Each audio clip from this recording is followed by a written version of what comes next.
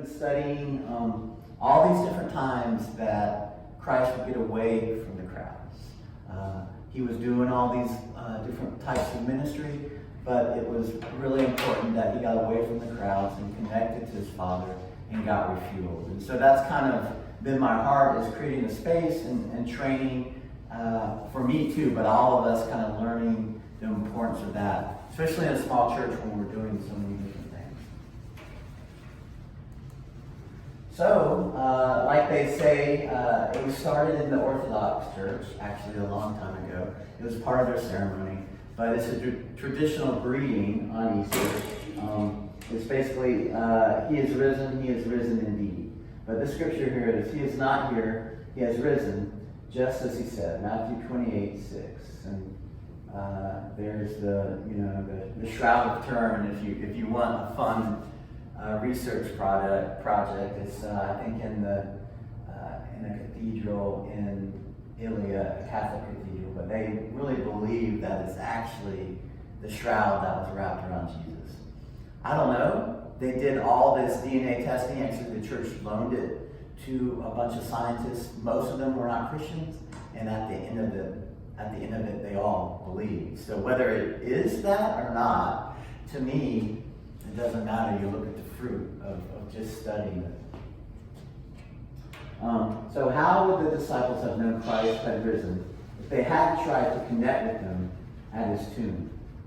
So I think so many times in our life, we have lost kind of that, finding that presence. We are kind of, where are you, God? What are you doing, God? And that's where the disciples were. Like Jeremy mentioned, they had expected Christ to come and restore Israel as a nation. And so he died. And they were like, okay, what can I do? Where can I see my Savior? And so they went to the tomb. Right? So like so many of us that go visit our loved ones, they were going there to reflect and remember. Even when we feel like our God. All right. So we're gonna read. Let me play this real quick. I'm trying to add some. Let's see. Even when we feel like just reflect. Or the God that you have heard of is dead, we have to fight to see him even in that grave, so we can see him in his risen form, in all his love, and all his strength. So once again, wherever you're at, wherever you're seeking, God is there. I was talking to Anna at the Thursday service at VCC, and she was like, oh my gosh, I felt the presence of God so much that I had to sit down. And that is so awesome to see that growth that she's had. But I encourage all of you to realize that presence is wherever you go. That power of the Lord, it can be in the darkest places. Like I've shared before, I was in a heroin house, and God, just had a lot of drug issues before I got saved. God called me outside in the darkest alley, and there, his presence was probably one of the strongest feelings I've ever had. So he is wherever you're at. He's on the bench, like when we met. He is wherever you're at and wherever you need him to be. So Gethsemane is the garden where Jesus went. We're going to kind of focus on this. He stole away to seek the Father's face on what he knew he was going to do. He knew, so back up, he's all God and all man, theologically. So that's very, very important to study because he's part of the Trinity. So the Father, Son, and the Holy Spirit. In the beginning, there was a Word, so most people believe that he spoke the world into existence. But they're part of the Trinity. So when he came to earth, he came to be that bridge for us to get to God. So in order for him to do that, he had to be on this earth and experience the turmoils, the life that we experience. So he had to be all man and experience hurt, all those things. But he was all God, so he could overcome that. so that when we walk into a relationship with him, he's done that for us. He's the overcomer. So some quick facts about this garden, kind of interesting. It means, so it was originally Aramaic, and it means oil press, which is kind of cool if you know about olive trees. They only do well when it's dry. So they do horrible here. I have an olive bonsai actually, so I put it in the greenhouse when it's raining a lot. But the olives are only at the highest quality when it's bone dry. And also what's cool about them is what they do is a lot of times they'll buy these fields and it looks like those things are dead, completely dead. And they'll kind of cultivate and water them and fertilize them, and then they spring up. So the roots are there.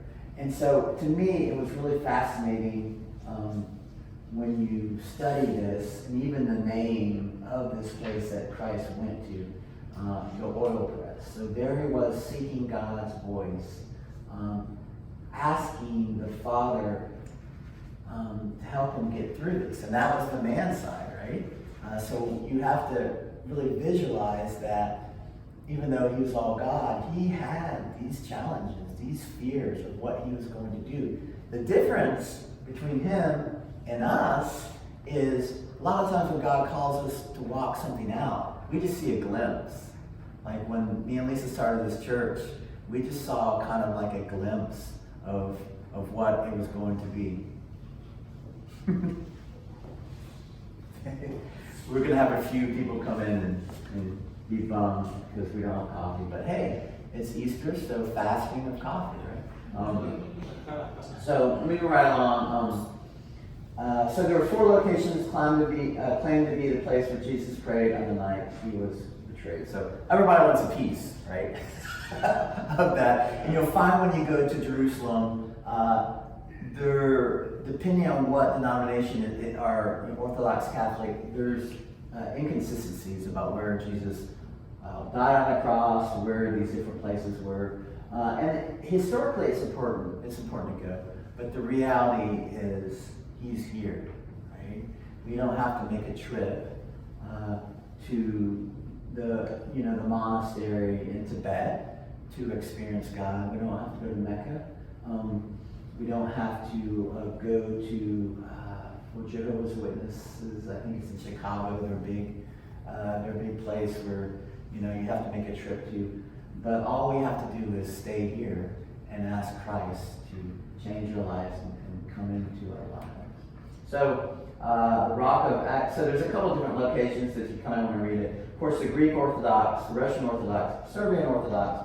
Orthodox was the first organized church that came out of after the disciples, and then of course the Catholic Church came out of the Orthodox Church, and all of it was because of political reasons. Right? Catholic Church kind of broke away. But I encourage you to study a lot of the Orthodox traditions. There's a lot of great wisdom there. My sister-in-law that some of y'all met last weekend, she's Serbian Orthodox, and she talks about the different monasteries that you can visit, you can stay, and no questions asked, and just the libraries of all these old Bibles and stuff. So moving right along, we're going to go over some scriptures.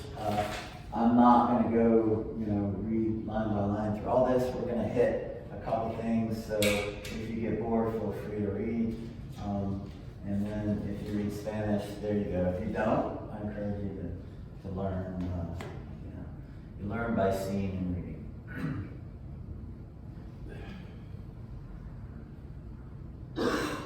So we're going to start with these scriptures. And I think these are a good reflection of how Christ was striving to hear his Father's voice. So he stole away from the disciples. He kind of broke loose of that and went to this place to pray. But the human side, all of us want encouragement. All of us don't want to walk things out on our own. And it's been awesome for a lot of you people that have been here from the beginning. I mean, you've been encouraging, you've been there. But at the end of it, we all have to connect to God on our own. We all have to spend that time with God on our own. It's not about, your family, if they're Christians. It's not about all those things, but it's our connection. So he stole away, and the disciples came with him. So we once again have to look through this lens of all God and all man. So 38. So Matthew 26, 36 through 46, New American Standard. I encourage you to kind of read down, but we're jumping to 38. Then he said to them, "My soul is deeply grieved to the point of death. Remain here." My southern accent came out there. Remain here. Okay. And keep watch with me. So he was wanting encouragement. He wanted to go pray. He wanted to steal away. What's interesting, this is the only time out of all the times we studied where he stole away and connected with the Father, where he felt like it was important that the disciples were with him. Before, the disciples didn't know where he was. They would come to him and say, "Hey, all these people are looking for you. What are you doing?" And so this was that one time where he's like, "This is a huge, huge deal." And the human side of me, I need encouragement. I need these people that I've been speaking into, that walked with me through this, to be there. So I have a quick story. When you get married, you become one, right? So that is challenging. But scriptures talk about becoming one. And so you have different expectations for each other. And so I grew up in some crazy situations, so I had no fear. And I really had a crazy viewpoint of safety. I mean, I had no fear, didn't care about safety, would car surf. I mean, just some of the stuff. I mean, I had a guy pull an Uzi on me because he thought I ate a sandwich. I mean, on and on. I went through some really, really crazy stuff. So I had no concept of safety. Fast forward, I married Lisa. And suddenly, Lisa's awesome, but suddenly I realized her expectations, her idea of safety was very, very different. She grew up in an awesome home. Her dad, even to the point when they would do family gatherings and some of the people would be cussing, her dad would stand up and be like, "You're not going to talk that way in front of my daughters." So, I mean, awesome dad. But long story short, every time she would travel from somewhere to her house, her sister would call and be on the phone with her until she got in the house. Obviously, with women, there's men too, but most of the women, there's a lot of challenges if you're going to different places and parking decks and stuff. And so when we got married, I didn't understand that, right? I didn't even know that. That's so part of a lot of people, especially in the South, the vocabulary. But we'd go on a date, I'd be like, "See ya," it would be like a marriage square, and she'd walk back to her car.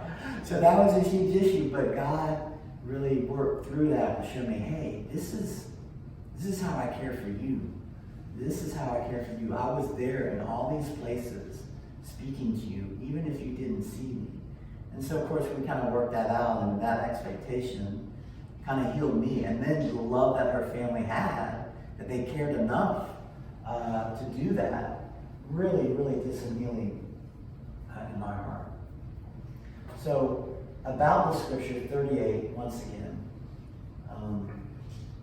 your call is your call in love. So, we are all created. God formed us in the womb for a purpose. And our struggle is connecting with God and trying to see that purpose. Moses didn't lead the people out of Israel until way, way later. So we don't know the timing. We don't know when that's going to happen. And we don't even know what God is doing in our life that's preparing for us. Way back when, 20 years ago, I walked into a Bible study and I was like, "Oh man, I like these people." A friend, I was in band, a friend invited me. And Tommy was like, at the end, "Well, this is our last Bible study." I was like, "Crap, man, I like all these people, but we're starting a church." And I had no idea that fast forward now, that I would be planning a church. But God knew. And so even all you here, this is a small church, this is a church plant, but I truly believe that you're here for a reason. God is speaking to you, God is preparing you for whatever call He has for you in the future. So back to, let me jump down to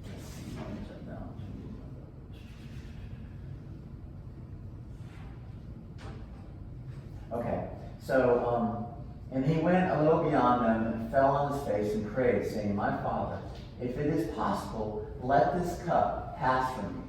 Yet not as I will, but as you will." So he knew, that's why he came and walked among us. Emmanuel means walked among us. He knew that was his purpose. He's the one true God, but really when you study world religions, we didn't have to climb to him. He literally walked on the earth to be with us. But the challenge was, he was all man too. He was like, "Lord, please take this from me." So can you imagine if you go through school, Lisa got a doctorate, you go through 4 years of school, you have all that student loans, and you graduate, and you say, "Man, take this cup from me." And really, he had walked the earth, he had done all this, and all God's side knew that this is the purpose, this is what he needed to do, to die on the cross. But the flesh, the all-man side said, "Man, God, take this from me." But the most important prayer for all of us is, your will be done. And that we'll talk about as a diffuser in all situations. Because we all have flesh. We all want to do what we want to do. We all have our own egos in our own way. But your will be done really diffuses that. So the disciples here that were supposed to be keeping watch, 40, verse 40, and he came to the disciples and found them sleeping and said to Peter, so you men could not keep watch with me for an hour. So if like Mary, if they had come, they probably would have stayed up, because women, they're diligent. But he brought them in and they fell asleep on the job. The interesting thing about what God has called you to do, don't look to the people around you, because you're going to have people around you that fall asleep. You're going to have people around you say, "Hey, come encourage me, come encourage me." And they're going to get distracted or do their own thing, but at the end of it, God has called you to do this. That's why it's so important to connect to him and allow him to be your director, allow him to tell you where you're going. Encouragement is important, but encouragement sometimes can be misleading. So you always take what people are saying and bring it to God. Bring it to God.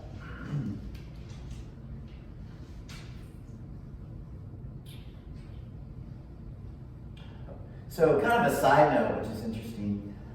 I love church history and I love world religions, because I think it's so important to connect, because we live in the world, and to understand different people, where they're coming from, their background. And so when I was at BCC, Vineyard Community Church in Marietta, the church we were planted out of, and I was there for 20 years. I left for maybe 4 years and came back. But whenever someone left, before they left the church, I would ask them, "Why are you leaving?" Or I would call them, "Why are you leaving?"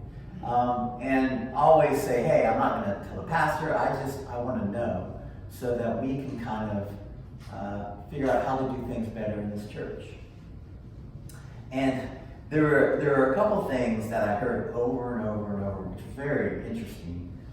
Just a side note, was the number one thing was there's not enough meat being preached, meaning, and Christianese, meaning that you have basically vegetables and meat. So the longer you're a Christian, you want to get deeper in. But the challenge is, for people preaching, you also you want people that are just kind of learning about the God. You want people that have been a Christian a long time.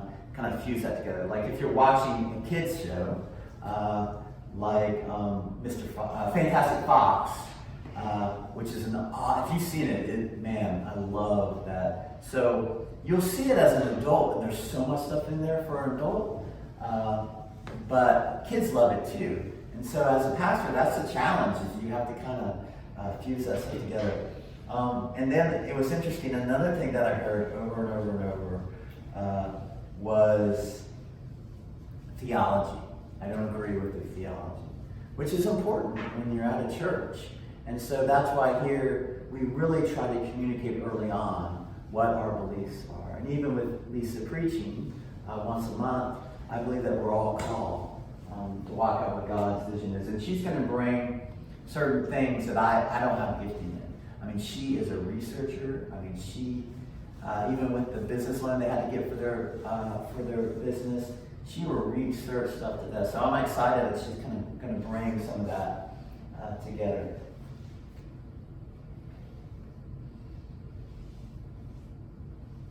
So, as he was seeking the Father's face, and as he was realizing this was his walk alone in the flesh, in the human form, he knew that already. I think it's important to realize that he knew the cost, and yet he struggled with it, like I shared before. He knew the cost, yet he struggled with it. And so you see in these scriptures the challenge of him struggling. It says even he wept tears of blood as he was just striving and trying to overcome the man-side. So you say keep watching. So this is in 41 is a really interesting verse. And I know I'm kind of jumping around, but there's so much material here. So Matthew 26:41. So they had fallen asleep. And he said, you can't even stay awake for an hour. So if you have a hard time coming to church, I hear you. And don't feel bad, because the disciples couldn't even stay awake for an hour. So if you can't pray for an hour, hey, no judgment there. The disciples, right? So if anyone says, man, you're asleep in church, say, hey. Peter, one of the founders of the church. Yeah, the founders of the church. Yeah, definitely. So a little side note. And so he said, keep watching and praying that you may not enter into temptation. The spirit is willing, but the flesh is weak. So why did he tell them this, right? Because they fell asleep? I mean, that's kind of weird. He could have just been like, all right, we'll drink some coffee. Oh, we don't have coffee today. But no, I think he was speaking beyond. It was a teaching moment like we have with kids. He was saying beyond just falling asleep. He was saying the spirit is willing, but the flesh is weak. And if you have been in any situation where God has told you to do something, and you jump into it and you realize, wow, the spirit is willing, but my flesh is weak. It's that struggle of connecting to God, connecting to his call, and then fighting the flesh, fighting our ego, our viewpoint. Even when me and Lisa started this church, I had this viewpoint of what the music would be like. And I shared this with Pedro. Like, it was really skewed. Like, God said it's going to be all different types of people and everything. And so I said, oh, well, cool. Like, when Pedro came, I said, okay, we're going to have congas. Like, God is going to bring someone playing congas. And that was very naive of me, because now, basically, wherever we go, the world pretty much has fusions of the same music all together, which is cool. You can go. Actually, we went to Croatia and they had reggae, Croatian reggae. And so we're driving around listening, and I was like, this is freaking crazy. And no island people, no Jamaican people, no African descent people. So me and Lisa were like, okay, we're gonna set up like a Jamaican restaurant and do reggae, because we will tear it up. But it was funny, all over the radio. And so he went away again the second time and prayed, saying, my Father, if this cannot pass away, unless I drink it, your will be done. So once again, he's struggling with this. And jumping down to 45. Then he came to the disciples and said to them, are you still sleeping and resting? Behold, the hour is at hand, and the Son of Man is being betrayed into the hand of sinners. Get up and let us be going. Behold, the one who betrays me is at hand.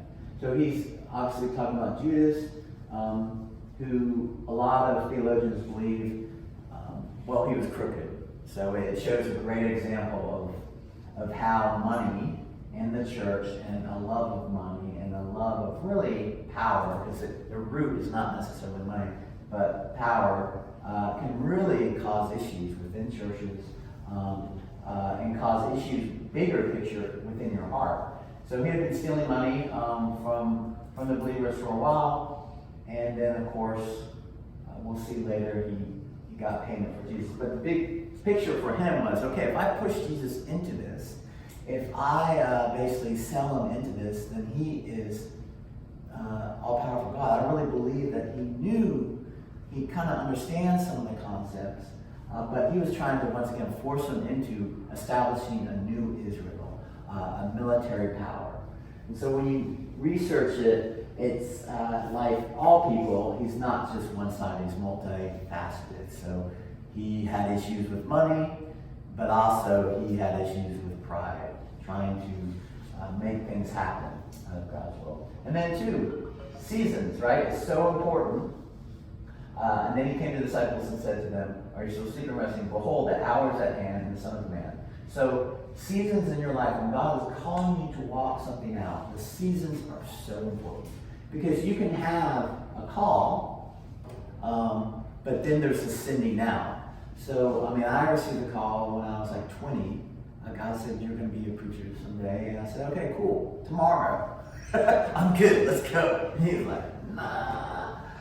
So now I'm 40. I'll be 46 this year.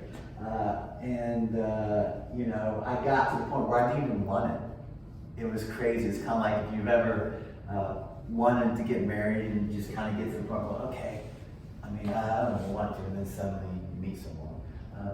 And then God said, "Okay, you're ready." You fought that flesh, right? It's done. But we all have our struggles, and seasons in your life are really important to connect with God. So we're jumping on to the crucifixion of Jesus.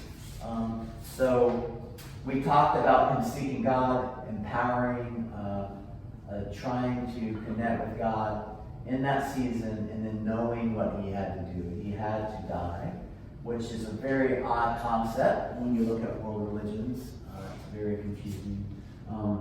But within Christianity, it's a really important concept to understand, because he came, lived on the earth, walked among us, and then the ultimate sacrifice is dying for someone, right? If there's a car coming and your child is there, and most parents will jump in front of that car and push your child out of it.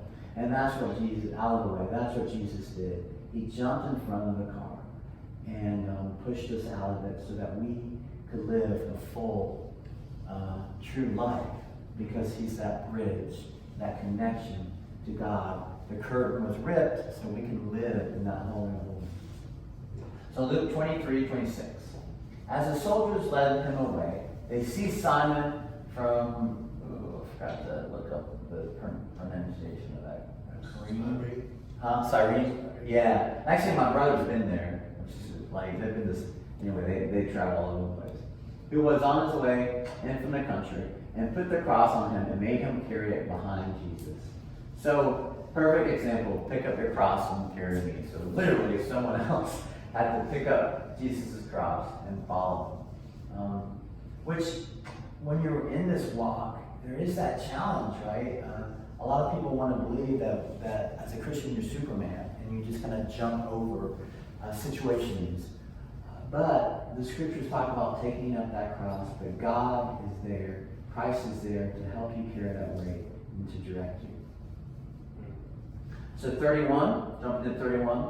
For if people do these things when the tree is green, what will happen when it is dry? So that's what Jesus was speaking during that walking process. And as a horticulturist, this really, really spoke to me. This is really interesting.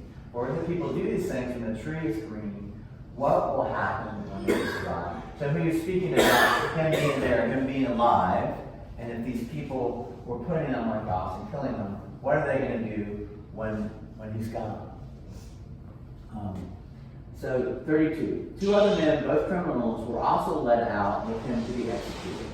When they came to the place called the Skull, so this is actually what they believe is the place where he died on the cross. And there's different names for it. Once again, skull, and then, you know, Calvary is you hear Calvary a lot in the songs. But what's interesting is literally, it's not just because Jesus died there, but it looks like a skull when you see the two eyes. That's not intentional, that building?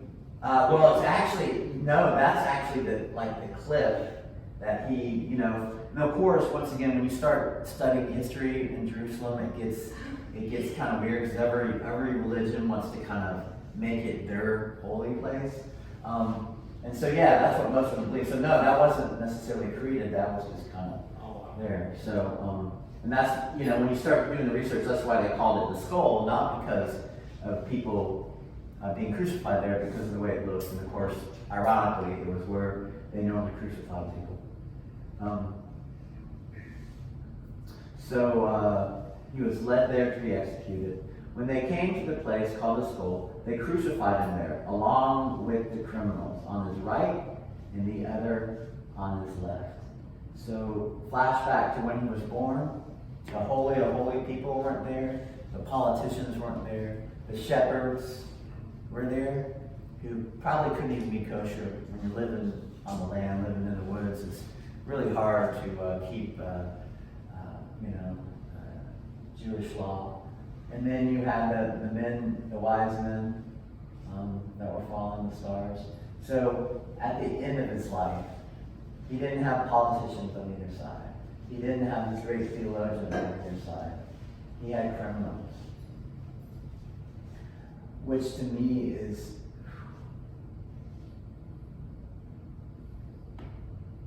that is who he is, right? No matter where we've been, or no matter where we are now, no matter what your past is, he picks those that do not deserve to be in ministry. He picks those, the fishermen, right? The tax collectors, all these people that do not deserve. He didn't pick the Pharisees because they knew the knowledge. They knew all the scriptures, but they didn't have it here. And so even in his death, he picked, I really believe that the timing of him being on that cross, that those people on either side of him was really on purpose for him to really show what his life is about, show that we all have a purpose, we all have a call. He loves us where we're at. So then, 34, Jesus said, "Father, forgive them, for they do not know what they are doing." And they divided up his clothes by casting lots. So Luke 23, we're going to just reflect on the scripture a little bit, and then